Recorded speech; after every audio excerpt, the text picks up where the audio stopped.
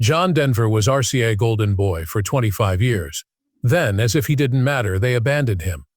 His violent temper and chainsaw outbursts had already been revealed by his ex-wives. He had even lost his pilot's license because of his drinking.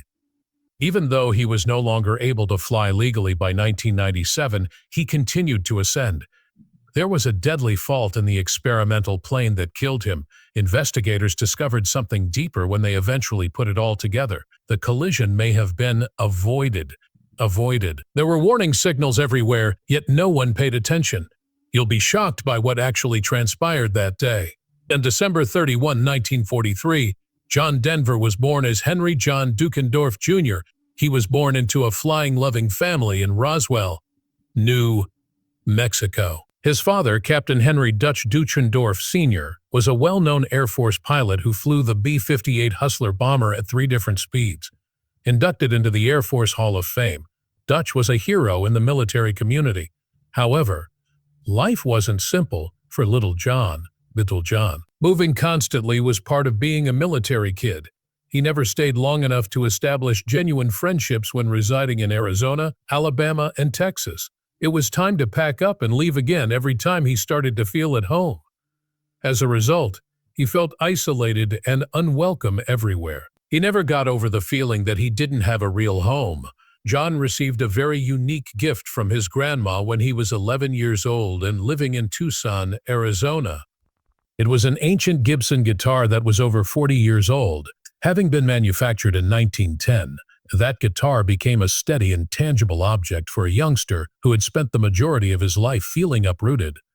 Music provided him with a means of expressing ideas that he was unable to articulate. He found solace in the sound of its strings. Additionally, he started singing in the Tucson, Arizona Boys Chorus, where he gained stage presence and harmony skills. He felt a sense of belonging that school could never provide by becoming a part of this well-known club.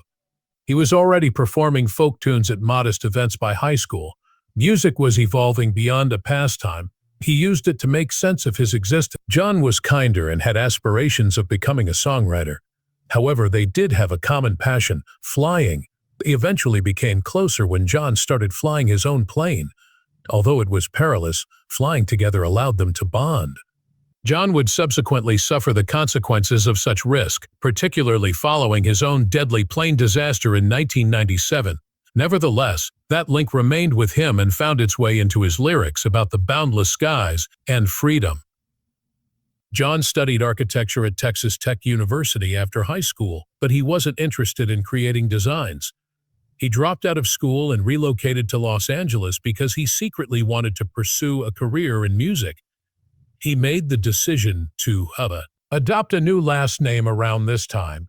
He chose Denver after the capital of Colorado because he was influenced by the state's rivers and mountains. It seemed like a new beginning. He had a big break in 1965. He was chosen to be the lead vocalist for the Chad Mitchell Trio out of 250 singers who tried out. This was his first significant opportunity in the music industry. It provided him with the experience he needed to develop and exposed him to new audiences around the nation. He made 3 albums during his 2 years with the group. He learned to sing confidently on stage. He worked on writing his own tunes off stage. John took it all in, even though touring was challenging. He was finding his voice slowly. Leaving on a Jet Plane is among the most well-known songs he wrote during this period. In 1967, Mary, Paul, and Peter recorded it. It also reached the top of the Billboard charts by 1969. All of a sudden, they were singing his words. This accomplishment demonstrated that his songwriting was important, despite the fact that he was not yet a well-known solo artist. John didn't turn around when the Mitchell Trio concluded. On his own, he was already moving up the pop charts. He started scoring hits one after the other by the early 1970s. It was uncommon for a group vocalist to transition smoothly into a solo star. Take Me Home, Country Roads, the highlight song, nearly never made it into the well-known anthem. Early versions experienced audio issues, and it briefly seemed as though the song would not work. However, Jerry Weintraub, Denver's new manager, had different ideas. Beginning in Denver, Colorado, He aggressively promoted the song on radio stations. It took several months to gain popularity after its April 12, 1971, release. It rose to number 2 on the Billboard Hot 100 by August 28. That following month, it went gold and sold over 1 million copies. Fighton. It continued to thrive over time. In the United States, it had sold over 1.5 million digital downloads by 2017. West Virginia was not exempt from its influence, which, in 2014, made it the official state anthem. Denver followed with Rocky Mountain High in 1972. It was his 6th album and his first to make it into the U.S. Top 10 when it was released in September of that year. At number 4 on the Billboard 200, it reached its pinnacle. In 1973, the title song made it to the Billboard Hot 100 Top 10, making it one of Denver's most well-known songs. On the year-end chart, it was at number 29, and continues to be adored by outdoor enthusiasts. The cover is even more intimate because it was taken at Slaughterhouse Falls in Aspen, Colorado. Rocky Mountain High became one of Colorado's 2 official state songs in 2007, decades later. The most prosperous years for John Denver were 1974 and 1975. He has 4 number 1 hits on the Billboard Hot 100 in just 18 months. In March 1974, Sunshine on My Shoulders became the number 1 song, and in July 1974, Annie's song did the same. The songs Thank God I'm a Country Boy and I'm Sorry peaked at the top of the charts in May and September of 1975, respectively. All facets of his abilities were displayed in these hits. Some, like Sunshine on My Shoulders, were kind and upbeat. Some were lively, such as Thank God I'm a Country Boy. Written for his wife in 10 minutes, Annie's song went on to become a wedding classic.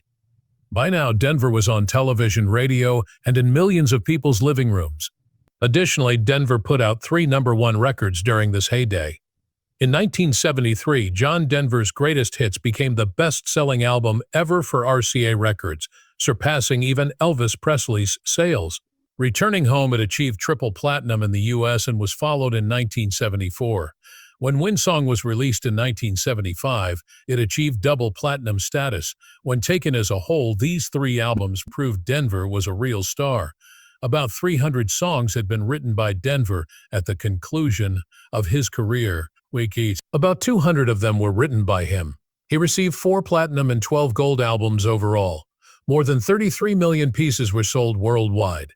He became one of the most popular singer-songwriters of the 1970s as a result.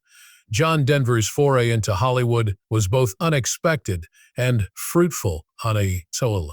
He co-starred with comedic icon George Burns in the popular 1977 film A God.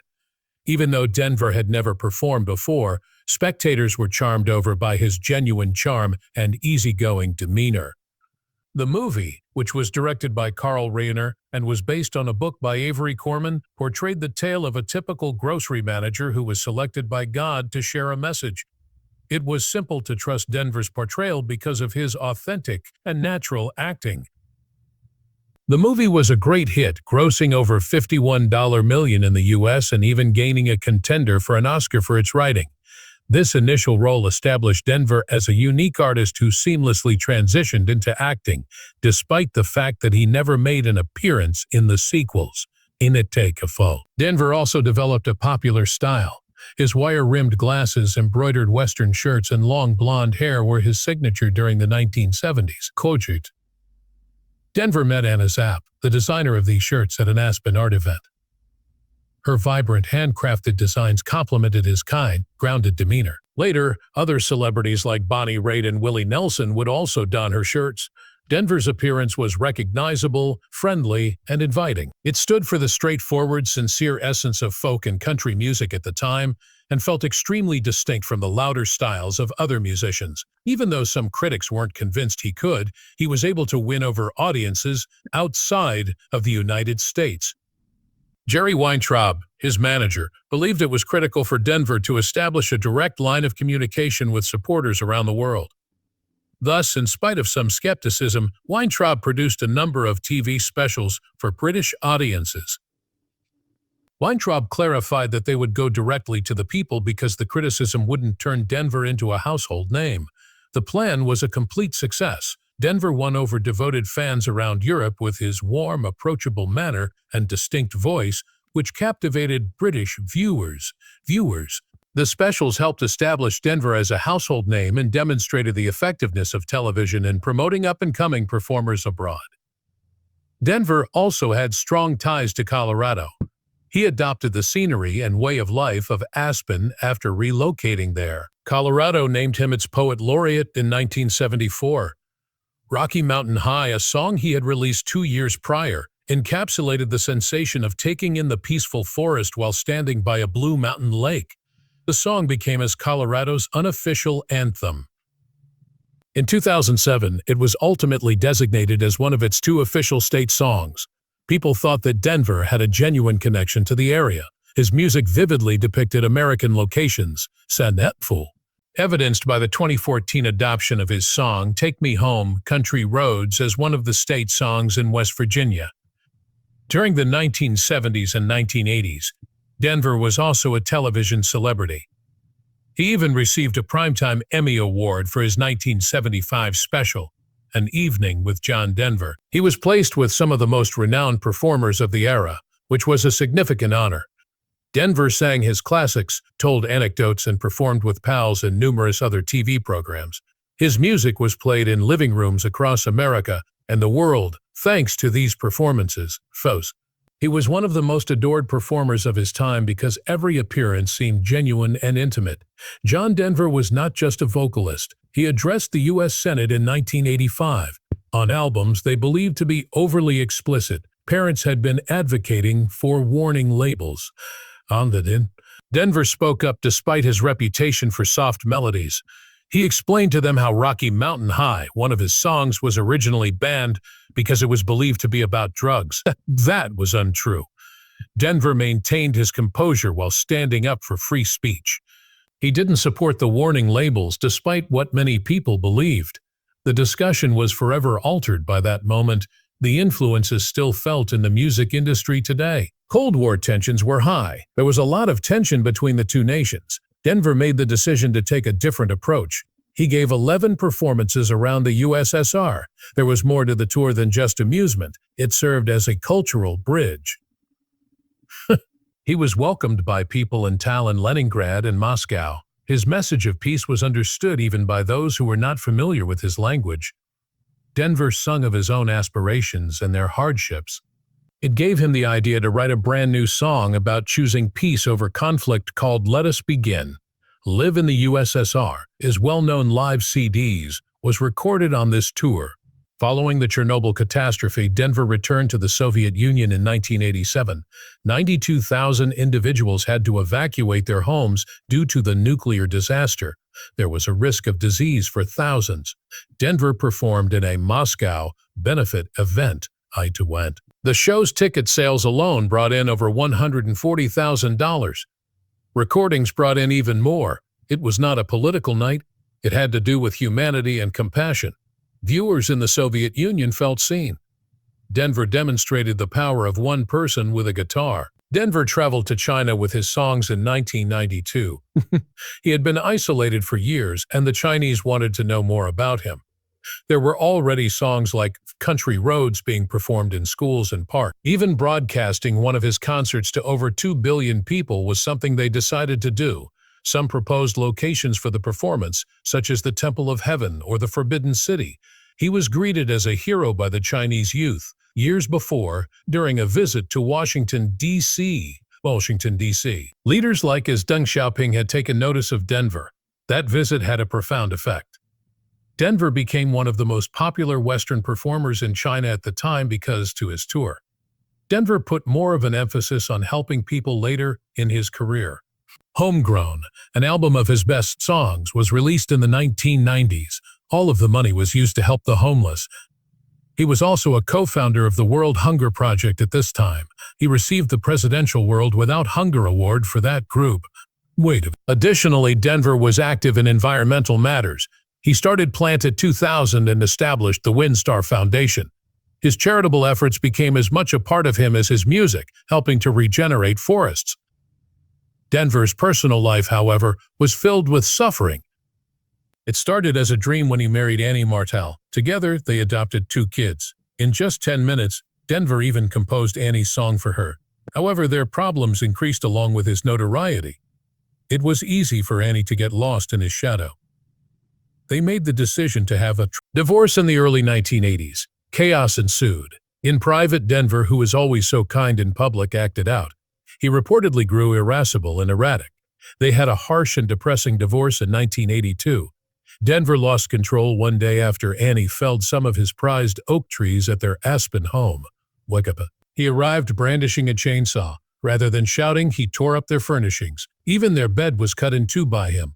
It was a sinister representation of a failed marriage. Witnesses and friends found it difficult to accept that this was the same kind singer they had known. It was Annie who had filed for divorce in 1982. The documents exposed a pattern of mistreatment that damaged Denver's reputation for cleanliness. Her story was supported by her friends. His bad temper was even mentioned by his former manager. After their divorce, Annie maintained a low profile, but the harm had already been done. A lot of people who had previously admired Denver started to view him differently. In 1985, John Denver met Cassandra Delaney, an Australian singer and actor, at a mansion in Sebel, Sydney. He was attracted to her right away when she was playing in the hotel bar. Their romance progressed quickly. They got married in a lavish ceremony on a mountaintop above Aspen in August 1988. Surrounded by close friends and family, the sight was stunning. Although it appeared to be a fairy tale to many, there were flaws from the start. Later, Cassandra acknowledged that being with a well-known man came with a lot of pressure.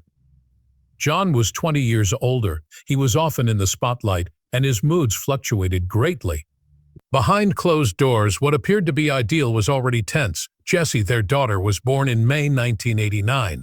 John had always believed that a childhood sickness prevented him from becoming a parent. The pregnancy was both miraculous and unexpected. Jessie's birth sparked speculations because John had been sterile for years. Some questioned whether they had IVF. With the birth of Jessie, John's possessiveness increased. Cassandra sensed his growing aloofness and jealousy. The delicate equilibrium between them started to break down. In an interview with Australian Women's Weekly in 1996, Cassandra presented a bleak picture. According to her, John had no true pals. Employees were afraid of him. Secretaries would quit crying. His pleasant demeanor, as perceived by most, was really an act. Offstage, he frequently acted harshly, irascibly, and angrily against those closest to him. She disclosed years of mental suffering. John sought to dominate every aspect of her life, drank excessively, and slapped her. In an attempt to influence him, she remained silent for a while. However, nothing was effective. There was too much pressure. They split up in 1991, and by 1993, their divorce was official. The court battle was vicious. John claimed that Cassandra had made fun of him and filed a $3.03 million lawsuit against her. Cassandra battled for Jessie's custody. "She had humiliated me across the valley," John writes in his memoirs. They were both hurt and enraged after the conflict. John was never the same after that. He published his autobiography, Take Me Home, in 1994. It destroyed his tidy image. He acknowledged having long-standing issues with cocaine, LSD, and cannabis. His supporters were surprised by his admissions. He had always struck them as a kind, outdoorsy vocalist. The darkest aspects of his life were now revealed to them. He wrote about his wife's infidelity as well. There had been numerous relationships during his first marriage to Annie Martel, the subject of Annie's song. He talked about violent outbursts that ruined his second marriage and admitted to readers that he had been more physical than he should have been. He sliced their bed in half with a chainsaw in one particularly striking account. One of the most popular singer-songwriters in America at one point was John Denver. His soft voice, poignant lyrics, and acoustic style helped him reach the top of the charts and gain millions of fans during the 1970s. His greatest hits album was RCA best-selling LP ever, and the label supported him for 25 albums, including 13 gold and 8 platinum records. However, things started to shift by the middle of the 1980s. In the 1980s, drum machines and sleek synths dominated the new sound. Pop fueled by MTV was pervasive, and his folk country aesthetic didn't seem